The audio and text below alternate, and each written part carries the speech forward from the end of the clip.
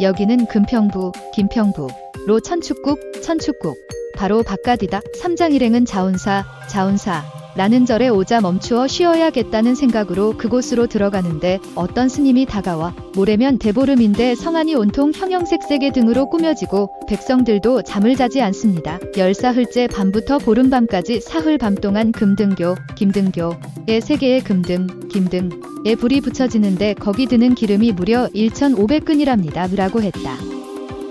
보름밤 금등에 불을 붙이면 부처께서 친히 등을 보러 오신답니다. 보름이 지나면 기름이 떨어져 등도 꺼지는데 전설에 의하면 부처께서 그 기름을 걷어가시기 때문에 그렇다는 겁니다. 부처께서 나타나시면 사람들이 다 나와 성불하겠군요. 아니죠. 그땐 다들 집안에 숨어볼 수도 없답니다. 인색하게 기름을 아끼려 금등을 내걸지 않으면 그 해는 가뭄이나 홍수가 나게 된다 하여 그 누구도 위배를 못합니다. 보름날 밤, 삼장 일행은 자운사의 승려들과 함께 등구경을 나갔다. 운성은 인산이내를 이루고 온 거리마다 각양각색의 등이 걸려 있어 어지러울 정도였다. 금등교회까지 천천히 걸어가 그곳에 걸린 금등을 보려는데 군중들이 갑자기 부처가 오셨다. 어서 집에 가자 라며 놀라 소리 지르며 제각기 앞을 다투어 도망치기 시작했다. 부처가 나타났으면 다들 앞으로 나와 성불을 함이 옳은 일인데 이상한 일이라고 생각한 삼장은 자운사의 승려가 말리는데도 불구하고 금등교에 오르는데 마침 그때 하늘에 새 부처가 나타나는 게 아닌가 해 삼장이 얼른 땅에 엎드려 절을 올리는데 사부님, 속지 마십시오. 그건 요괴입니다. 라는 손오공의 소리가 나는가 싶더니 눈 깜짝할 사이에 삼장은 어디론가 잡혀가고 있었다. 손오공이 저팔계, 사오정과 함께 날이 새도록 요괴를 추적했으나 허사였다. 바람도 잠잠해지고 보이는 건 밑에 큰 산뿐이었다. 손오공이 그곳을 찾아 면리를 내려가니 바위 밑에 동굴이 하나 있고 입구에 청룡산 현영동이라 새겨져 있었다.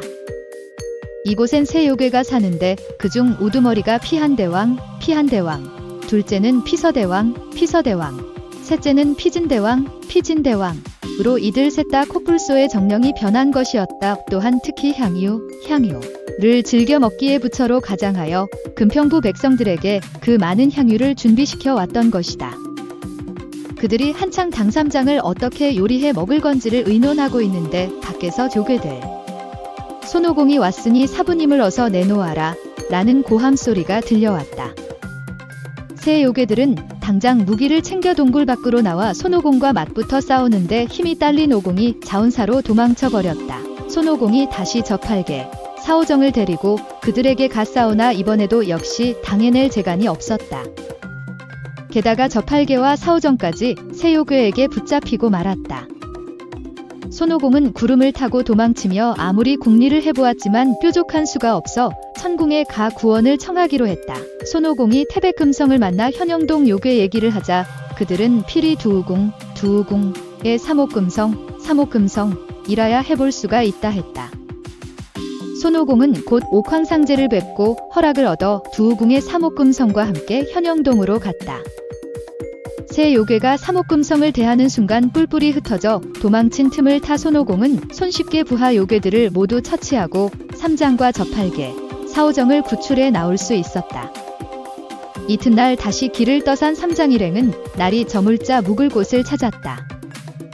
저기 절이 한 채 있구나.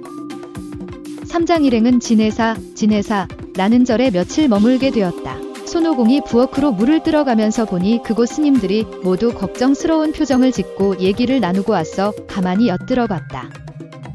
우리 절은 전부터 저녁 때가 되면 삼위승 둘이 불전에 가 북을 두리게 되어 있는데 이상하게도 삼장 일행이 온 뒤로부터는 북을 치러 간 삼위승들이 하나같이 돌아오질 않고 이튿날 아침 나가보면 마당에 그들이 걸쳤던 옷이랑 뼈다귀 몇 개만 눈에 뜨인다.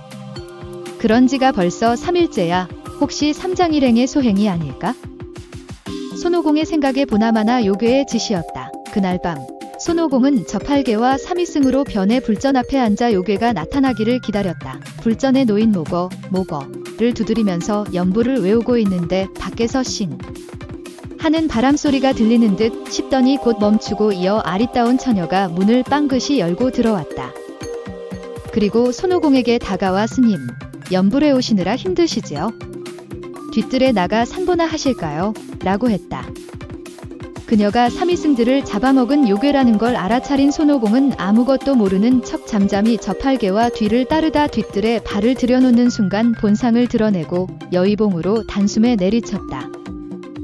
그렇게 싸우기를 한참 후 요괴는 못 당하겠는지 꽃신을 벗어 자기와 똑같은 모습으로 만들어 손오공과 저팔계 앞에 놓은 다음 자기는 잠든 삼장을 업고 사라져 버렸다. 이튿날 여느 때보다 일찍 일어난 손오공은 저녁에 발생했던 일들을 그 절의 스님들에게 낱낱이 얘기를 하고 숲으로 요괴를 찾아 나섰지만 종적을 찾을 수가 없었다. 손오공은 하는 수 없이 산신, 토지신을 불러 그 요괴를 찾아내라 호통을 치니 여기서 남쪽으로 천리쯤 떨어진 곳에 함공산이 있고 그곳에 무저 동굴이 있는데 바로 거기에 사는 요괴인가 봅니다 라고 일러졌다. 이에 손오공이 급히 저팔계와 사오정을 불러 용마와 함께 남쪽으로 치달리는데 약 천리쯤 가니 큰 산이 앞을 가로막았다. 저팔계를 내려보내 무저동의 위치를 알아보게 하고 기다리는데 얼마 되지도 않아 팔계가 숨을 할딱거리며 돌아와 큰일이에요. 사부님께서 이리로 잡혀왔는데 그 요물 식구들이 오늘 밤 삼장스님과 혼인을 올린다고 하더라고 라고 하였다.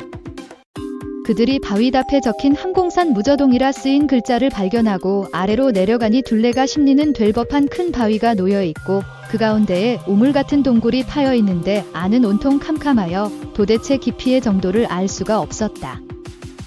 그들 셋이 의논하여 손오공이 먼저 동굴 속으로 들어가 상황을 살펴보고 저팔계와 사오정은 입구에 지켜 서 있기로 했다. 손오공이 그 속에 발을 들여놓은 지 한참 만에야 밑바닥을 밟게 되었는데 놀랍게도 그 속은 굉장히 넓고 밝은 곳이었다. 손오공이 재빨리 파리 한 마리로 변하여 방 안을 휘둘러 보니 부하 요괴들이 총총걸음으로 바삐 음식들을 들어 나르고 있었다. 손오공이 다시 다른 방으로 날아가 보니 삼장이 과연 격차, 문이 달린 방 안에 갇혀 있는 것이었다. 삼장이 잔치상에 불려나가고 그들이 술을 마실 무렵 삼장의 귓속에 숨었던 손오공이 다시 작은 벌레로 변해 요괴가 마실 술잔 밑바닥에 붙어 있었다. 그런데 술잔을 앞에 놓은 요괴기 뜸들였다. 마시는 바람에 그만 손오공의 계획은 실패로 돌아가 버렸다. 손오공은 다시 커다란 독수리로 변해 잔치상을 휘젓고 날아다니며 잔이며 접시 등을 마구 집어가니 요괴가 이 기쁜 날에 어쩐지 불길한 징조라며 삼장과의 혼인식을 다음 날로 미루겠다고 했다. 이에 손오공이 바깥의 바위에 앉아 한참 고민에 빠져 있는데 어디선가 향 냄새가 풍겨 나왔다. 그 냄새를 따라가 보니 어느 방 안에 제사상이 모셔져 있고 그 위에 향로가 놓여 있는데 바로 거기서 풍겨 나오는 냄새였다. 다시 방안을 자세히 들여다보니 존부 이천황위, 존불 이천황위, 존영나타 삼태자위, 존영나타 삼태자위 라는 위패도 보였다. 그러고 보니 이 요괴는 분명 이천황의 딸일 거라 생각되어 손오공은 두 위패를 다 갖고 동굴 밖을 빠져나왔다.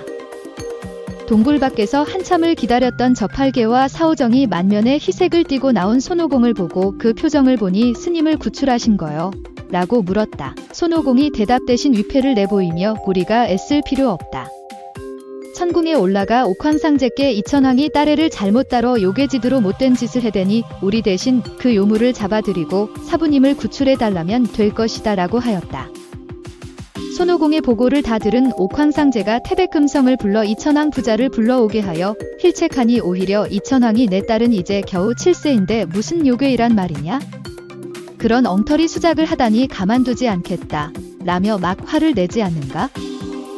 이때 나타태자가 나서며 아버님 300년 전 명산에서 열애불의 보촉을 훔쳐먹다 들킨 들쥐 정령을 애걸에 모시겨 살려주고 의부녀 맺은 적이 있지 않습니까? 그 계집이 아직 마음을 못 고치고 못된 짓을 하고 다니는 모양입니다. 라고 했다. 손오공과 나타태자와 함께 천병을 거느리고 동굴 안으로 들어가니 마침 잔치상이 벌어지고 있었다. 요괴는 오공이 들어오는 걸 발견하고 당장 칼을 집어들어 대들려다 말고 뒤에 선 나타태자에 놀라 꼼짝 못한 채 그 자리에 꿇어 엎드렸다. 용서해주세요. 당삼장과 혼인하지 않기로 할게요. 이에 나타태자가 요괴를 밧줄로 꽁꽁 묶어 천병들과 함께 하늘로 올라가 버리자 손오공도 순조롭게 삼장을 구하여 다시 서천길에 오를 수 있었다.